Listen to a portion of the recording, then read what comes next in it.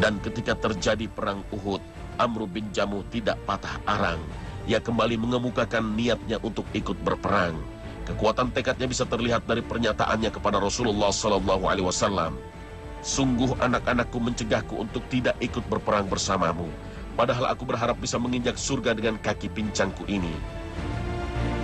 Melihat kebulatan tekad pemuka Madinah ini, Rasul pun mengizinkannya dan mengatakan kepada anak-anaknya agar membiarkan bapak mereka untuk ikut dalam perang Uhud.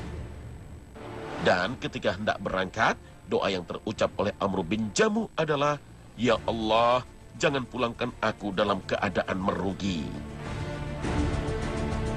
Allah benar-benar mengabulkan doanya. Ia pulang sebagai syahid. Kaki pincangnya menjadi saksi akan kegigihannya dan perjuangannya meninggikan kalimat Allah. Ketika ia betul-betul terbunuh, Rasul melihat jasadnya dan berkata, "Sungguh aku melihatmu berjalan dengan kakimu ini di surga dalam keadaan baik."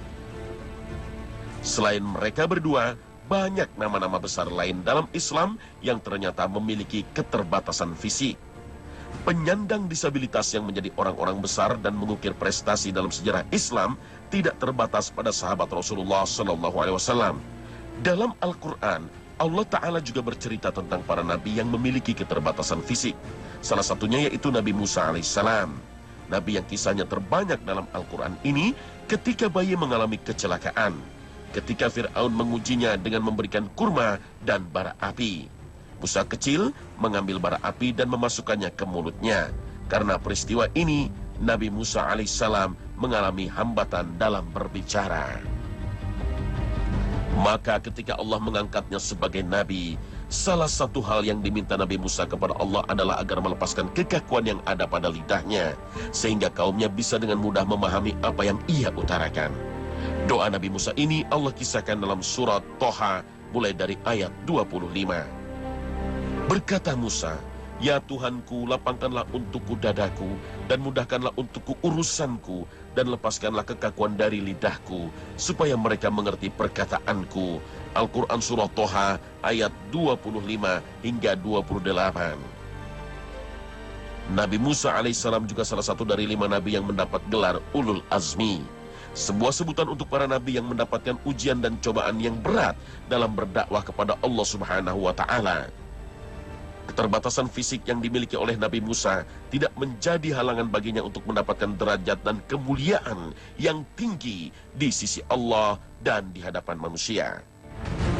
Para pemimpin kaum muslimin setelah Rasulullah SAW juga menunjukkan perhatian yang luar biasa terhadap para penyandang disabilitas.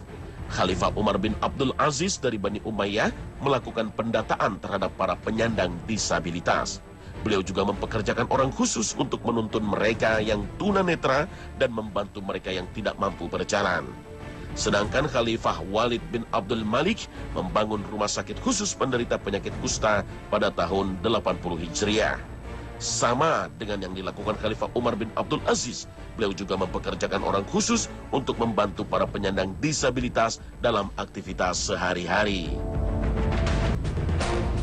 Pemirsa Khazanah, Allah Subhanahu wa Ta'ala telah menciptakan manusia dalam sebaik-baik bentuk, dan yang paling mulia di antara mereka adalah yang paling bertakwa.